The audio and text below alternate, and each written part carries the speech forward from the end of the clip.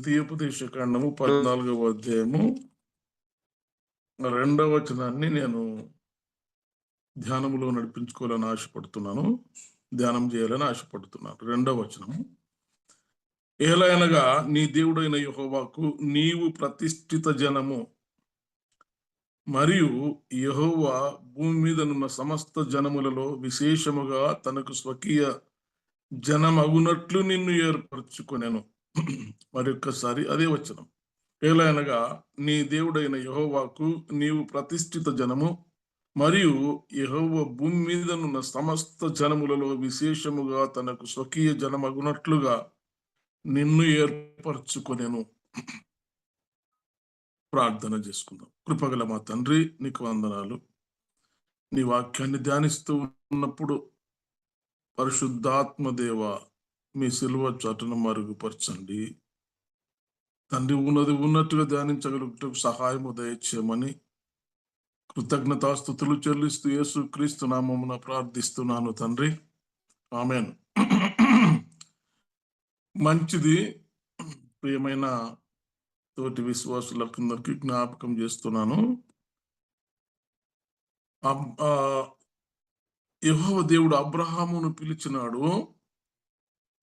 అబ్రహామును పిలిచినప్పుడు అబ్రహాము విధేయత చూపించి లోపడ్డాడు. మనకు విశ్వాసులకు తండ్రిగా అతడు పేరు పొందినాడు చరిత్రలో. అబ్రహాం తర్వాత మరి ఇసాక్ తర్వాత యాకోబు ఈ జనరేషన్ మెయిన్ పర్సన్స్ అన్నమాట. యాకోబు కానుంచి చరిత్ర, ఇశ్రాయేలు చరిత్ర ఆరంభమైంది. మనకందరికి తెలిసినటువంటి సత్యమే. నీ పేరు ఇశ్రాయేలు గాని యాకోబు కాదు అని చెప్పి యాకోబును పేరు మార్చి కూడా దేవుడు, అబ్రహాం కూడా పేరు మార్చినాడు.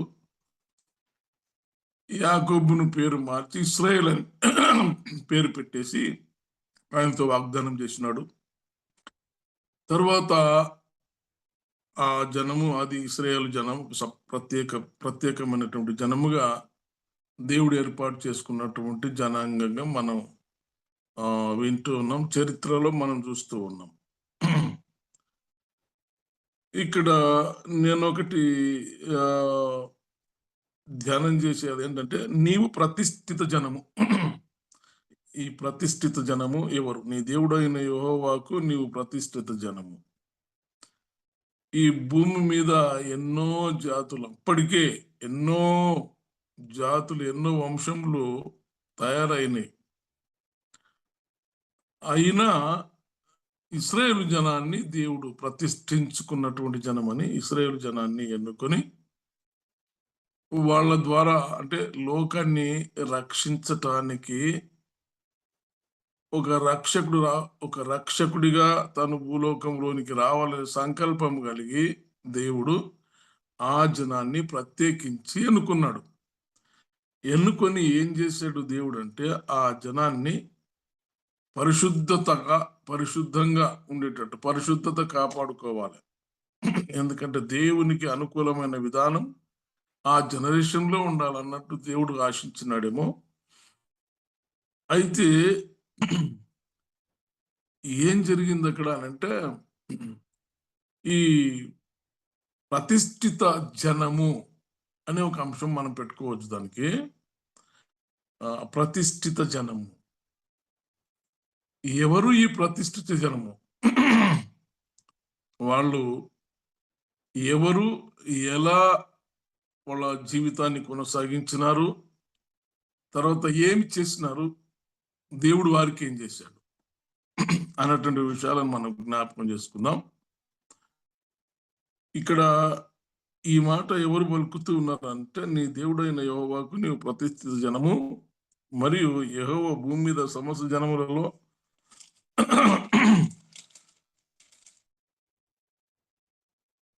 విశేషంగా తనకు స్వకీయ జనమగున్నట్లు నిన్ను ఏర్పరచుకొనెను అని మోషే గారి ద్వారా ఈ వచనాన్ని మాట్లాడుతూ ఉన్నాడు. ఎవరు ఈ జనం అని మనం ప్రశ్నించుకుంటే, ఎవరు ఆ ప్రతిష్ఠిత జనము అనంటే వారు నంబర్ 1 పాయింట్ ఏందంటే విడిపించబడిన వారు అని. వారెవరు అనంటే విడిపించబడినటువంటి జనం. ఎక్కడి నుంచి విడిపించబడ్డారు వీరు అనంటే మరి ఆ ఫరో బానిసత్వంలో నుండి, ఐగుప్తు బానిసత్వంలో నుండి అక్కడి నుంచి విడిపించబడ్డ వారు వీరు. విడిపించబడిన వారు ప్రతిష్ఠిత జనం ఎవరు అనంటే విడిపించబడిన వారు. ఈ నెహెమ్యా గ్రంథంలో మనం చూస్తాము 1:10లో. నెహెమ్యా గ్రంథం 1:10 ఒకటే చదువుకుందాం సపోర్ట్ కొరకు. ఆ ఆ నెహెమ్యా, ఎజ్రా, నెహెమ్యా. నెహెమ్యా గ్రంథంలో మొదటి అధ్యాయంలో 10వ వచనంలో నెహెమ్యా గారు ప్రార్థన చేస్తారు.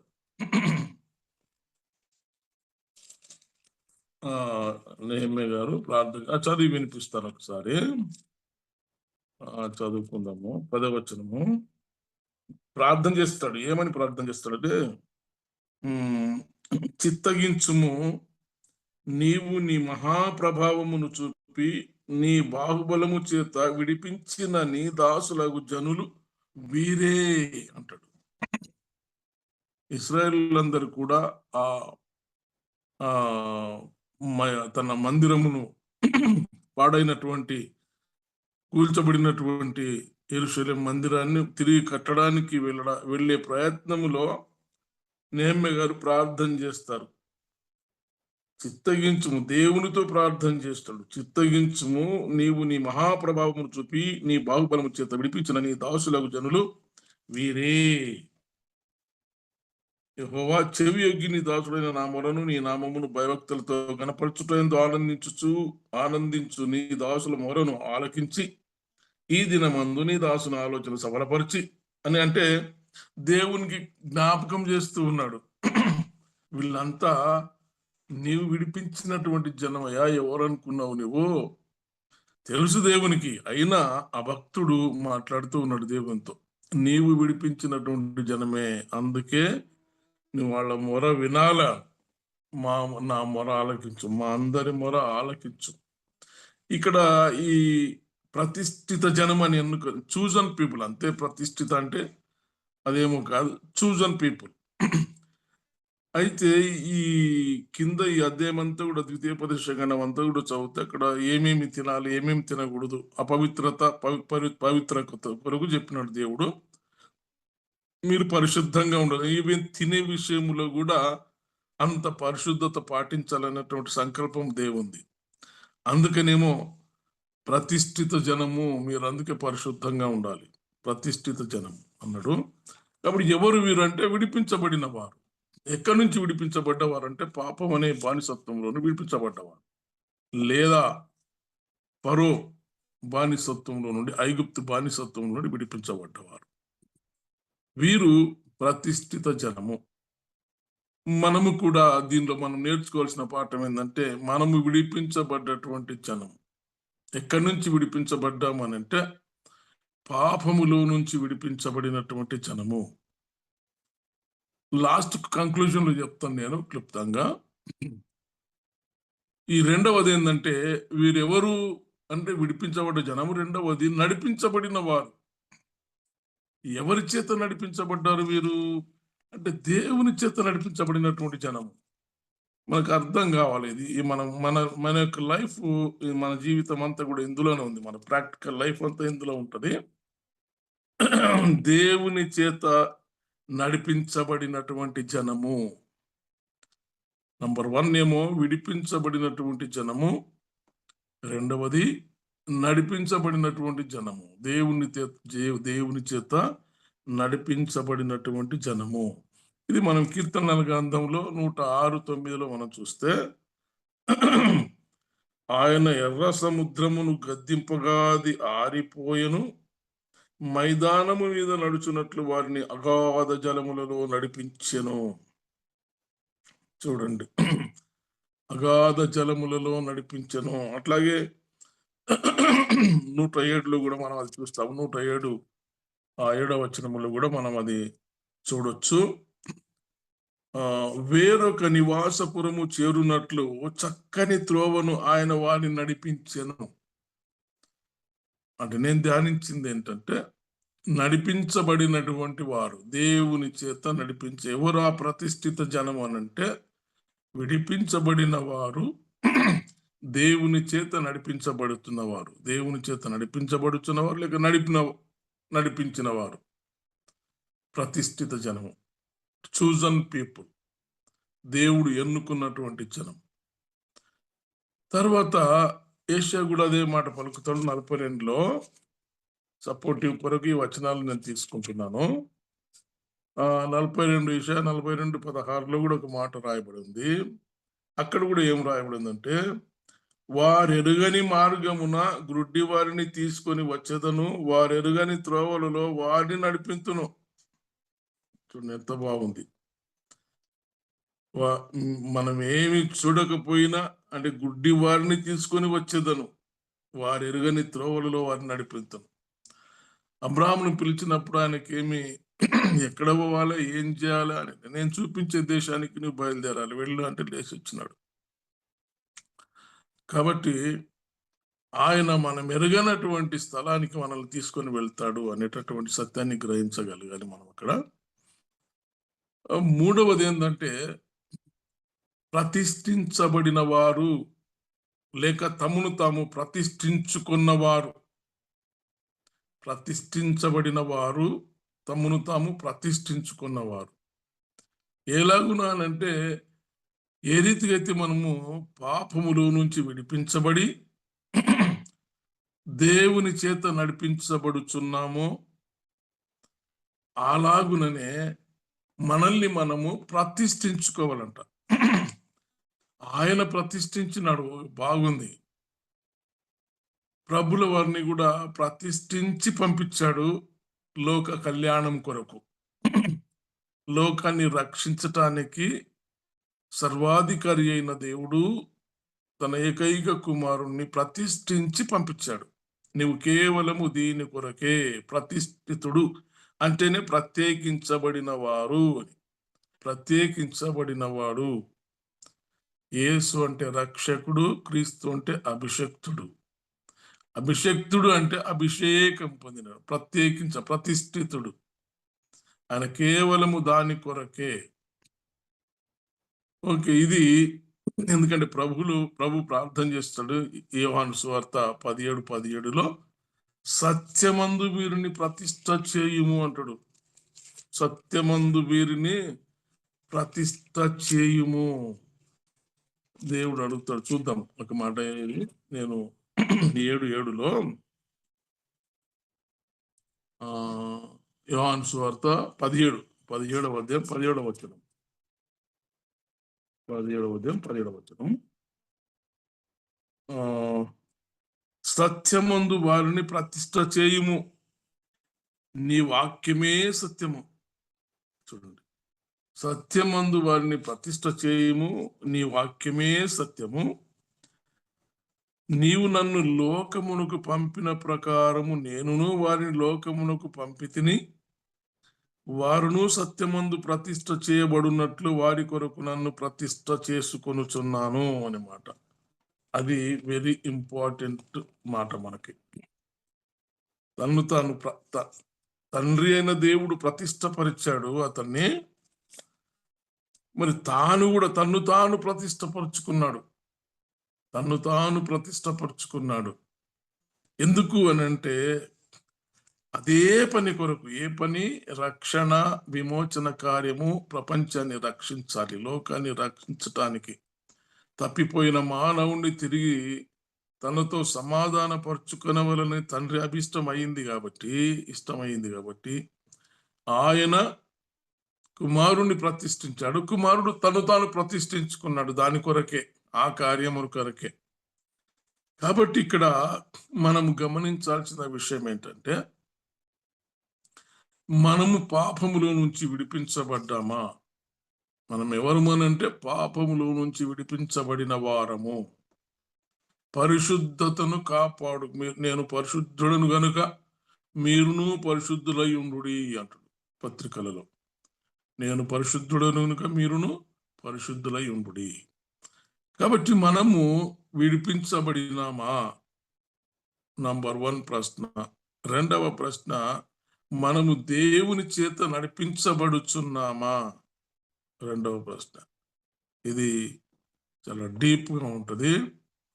దేవుని చేత నడిపించబడడం అనే మన practical life, practising faithful life అన్నమాట. అయితే విడిపించబడినామా?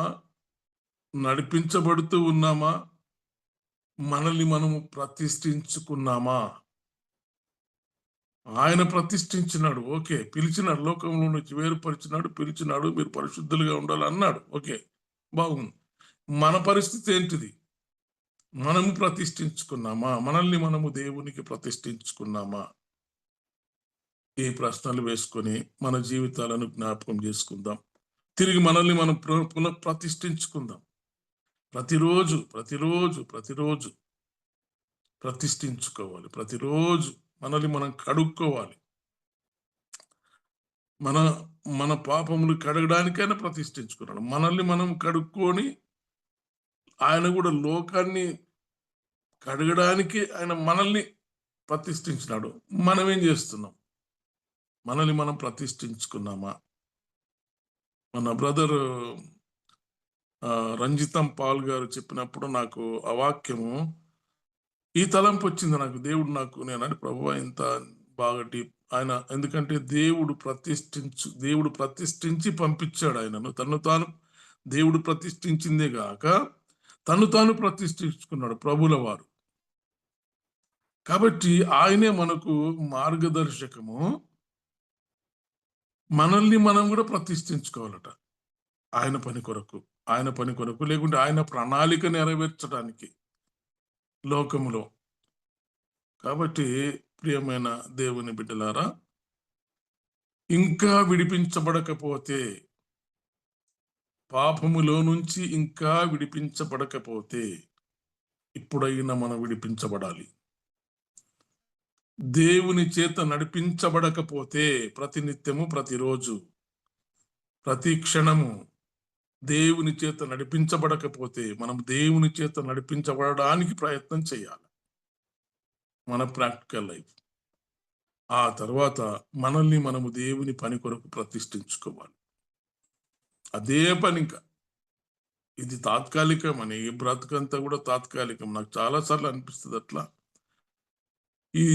ఈ సంపాదన ఇది అంతా దీని మీదనే మనం మన ఈ అలోక ఆశలను నింపుకొని ఇది నెరవేర్చుకోవాలి, అది నెరవేర్చుకోవాలి, మనం ఎన్నో ప్రయత్నాలు చేస్తూ ఉంటాం. ప్రాముఖ్యత మాత్రము ఆయన ప్రణాళిక, ఆయన ప్లాన్ ఏముంది లోకం మీద. ఇప్పుడు ఆయన ప్రణాళిక నెరవేర్చుకునే పరిస్థితుల్లో ఆయన ఉన్నాడు. ఇప్పుడు రెడీగా ఉన్నాడు. ఇప్పుడు తన ప్రణాళిక నెరవేరబోతుంది. సర్వలోకమునకు, సర్వ సృష్టికి ప్రభు ఏంటిదో, ప్రభు ఎవరో తన్ను తాను బయలుపరుచుకుంటున్నటువంటి పరిస్థితిలో మనం ఉన్నాం. ఇప్పుడు ఒట్టుగలేం మనము.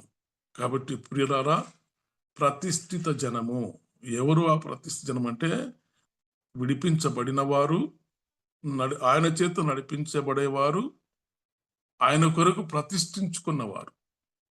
కాబట్టి మన జీవితంలో తిరిగి పునఃప్రతిష్ఠించుకొని దేవుని పని నిమిత్తం అదే ధ్యాస కలిగి మన ఫెయిత్, మన విశ్వాసాన్ని ప్రాక్టీస్ చేయాలని ఈ 2 చిన్న తలంపులతో దేవుడు మనల్ని ఆశీర్వదించి దీవించునుగాక నేను ముగిస్తున్నాను.